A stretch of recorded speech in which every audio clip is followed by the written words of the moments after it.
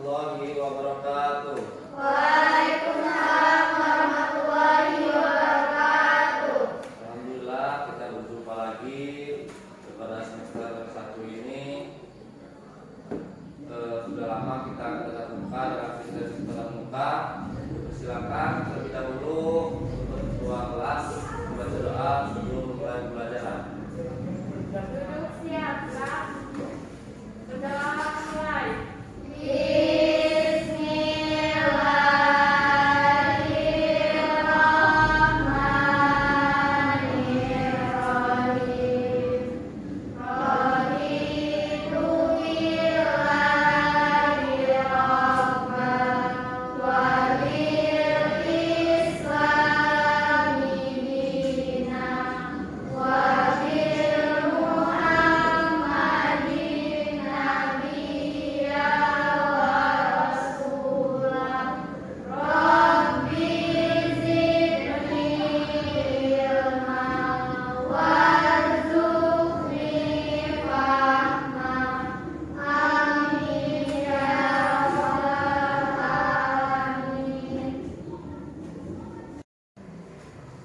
Baiklah, gimana kabarnya anak semuanya?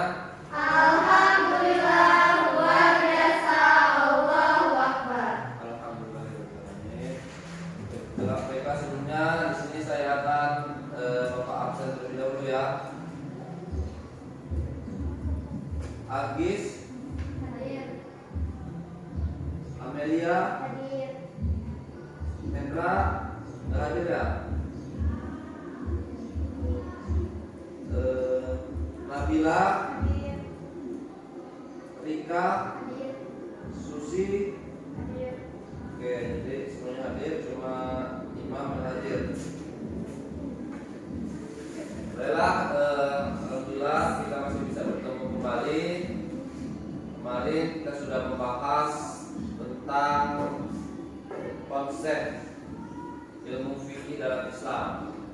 Jadi pertemuan kedua ini materinya tentang ruang lingkup ilmu fikih dalam Islam. Kemarin konsep, sekarang ruang lingkupnya. Ada yang masih ingat materi tentang konsep ilmu fikih? Lupa.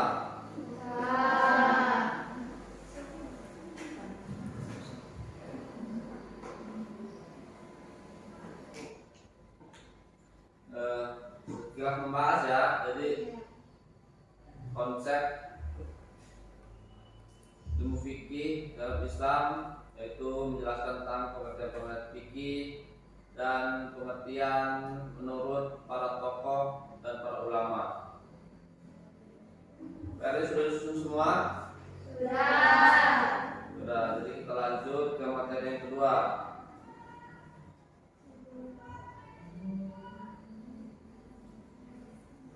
Jadi untuk kelompok kedua dipersilakan maju untuk presentasi menjelaskan tentang ruang lingkup fikih. Persilakan untuk kelompok kedua maju.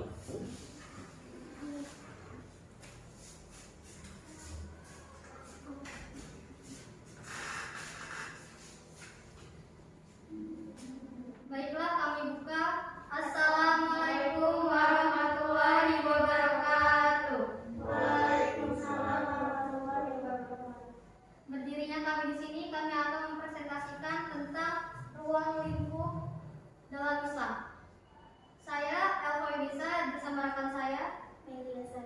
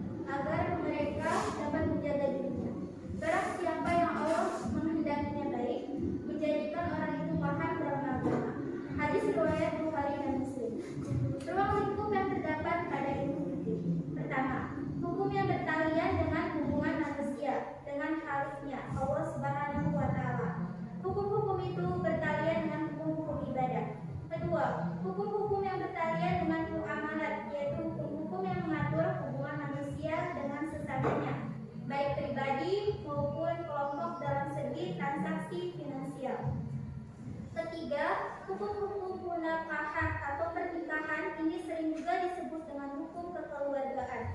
Al-Ahwal Asy-Syakhsiyah. Hukum ini mengatur manusia dalam keluarga baik awal pembentukannya sampai pada akhirnya. Keempat, hukum jinayah atau hukum perdata, yaitu hukum yang mengikat manusia dengan kehidupan sehari-hari dalam berbangsa dan bernegara. Baik, sampai sini apakah ada yang ingin ditanyakan?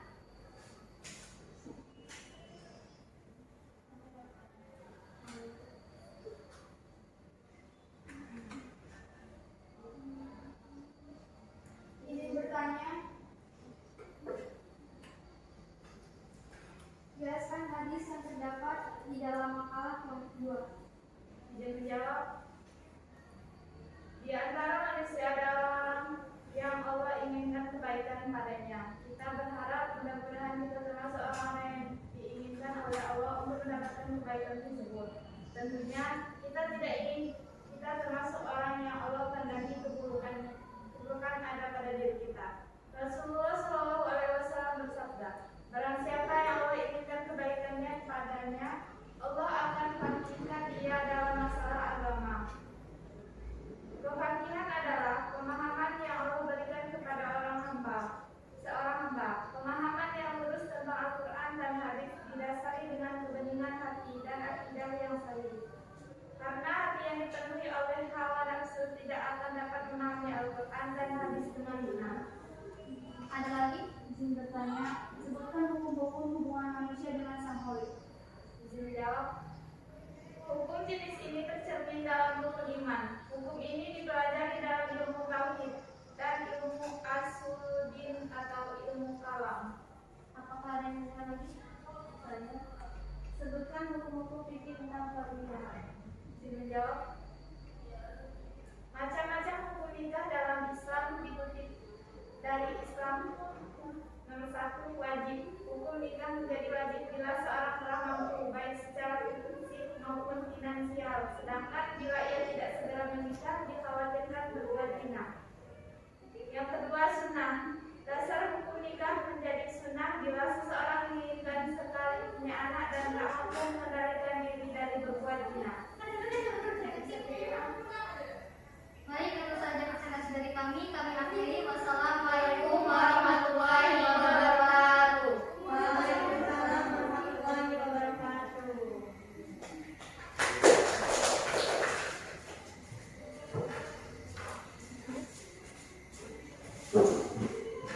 Baiklah, bagus ya materi tentang ruang lingkup ini.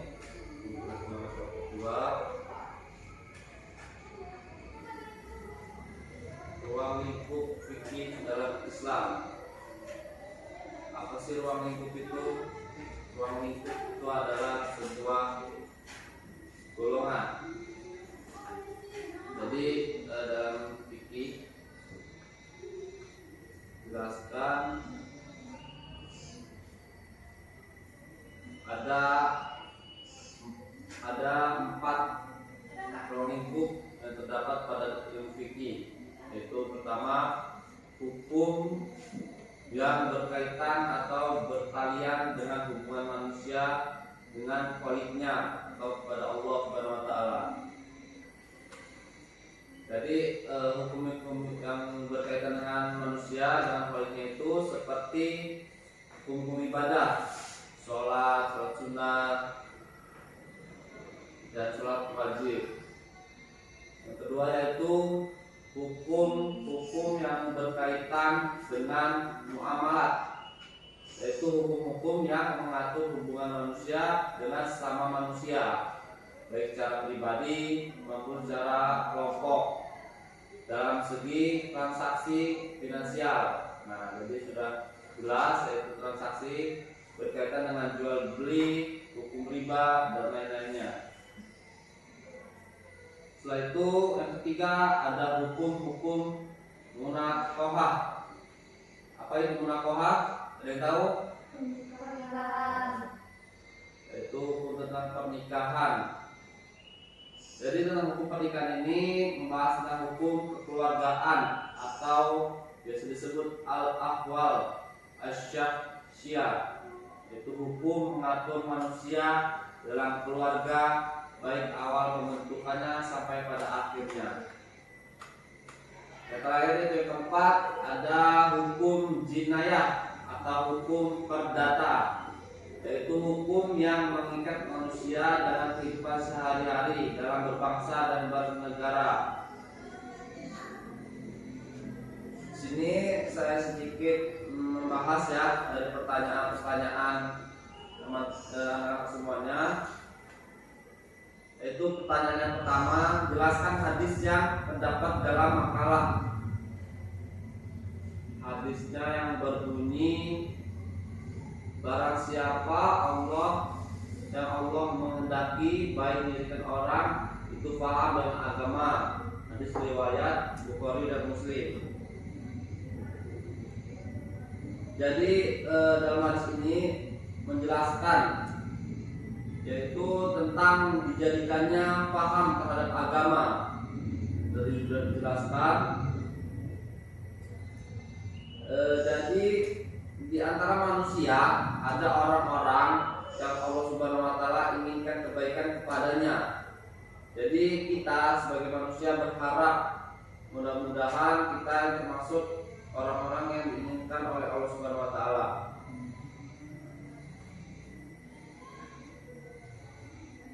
Pemahaman yang Allah berikan kepada seorang hamba mengenai agama Islam, pemahaman yang lurus tentang Al-Quran dan hadis, didasari dengan kebeningan hati dan akidah yang sahih. Jadi dalam hadis ini menjelaskan kebaikan Allah yang sudah menurunkan Al-Quran dan hadis kepada kita agar kita berbuat baik dan menuju jalan yang lurus. Allah akan fakihkan itu yaitu memberi pemahaman kepada kita dan kepada manusia untuk menjauhkan hawa nafsunya dan memahami Al-Quran dan hadis dengan benar. Nah, jadi itu penjelasan hadis yang terdapat pada makalah kelompok 2 ini. Setelah itu pertanyaan yang kedua, sebutkan hukum-hukum hubungan manusia dengan sang Khalik, yaitu hukum seperti hukum rukun iman. Ada yang tahu rukun iman ada berapa? Coba sebutkan apa saja. Iman kepada Allah, Ya. iman kepada Rasul, iman kepada iman kepada kitab, iman kepada hari kiamat, iman kepada hari qadar. Jadi itu ya rukun iman. Setelah itu ada juga hukum yang mempelajari ilmu-ilmu tauhid dan ilmu usuluddin dan ilmu-ilmu kalam. Nah, itu salah satu hukum hubungan manusia dengan sang Khalik atau dengan Allah, lebih mendekat kepada akidah dan akhlak. Setelah itu yang ketiga, pertanyaan ketiga, sebutkan hukum-hukum fikih tentang pernikahan. Nah, jadi hukum-hukum tentang pernikahan ini sebenarnya bukan hanya dua, bukan hanya wajib dan sunnah. Tadi dijelaskan wajib dan sunnah sudah di kelompok 2 ya. Jadi saya menambahkan sedikit, yaitu terdapat makruh. Kenapa hukum pernikahan dapat makruh? Hal itu terjadi apabila seseorang akan menikah tetapi tidak berniat memiliki anak. Dia pun mampu menahan diri untuk berbuat zina, padahal apabila ia menikah ibadah semuanya akan terlantar. Nah, jadi paham ya untuk anak semuanya, pernikahan tersebut apabila makruh itu dia tidak sekali menyentuh si istrinya atau tidak melakukan hubungan. Setelah itu ada hukum mubah. Kenapa pernikahan dikatakan mubah? Karena seseorang yang tidak menikah tetapi mampu menahan nafsunya dari berbuat zina, maka hukum nikahnya adalah mubah.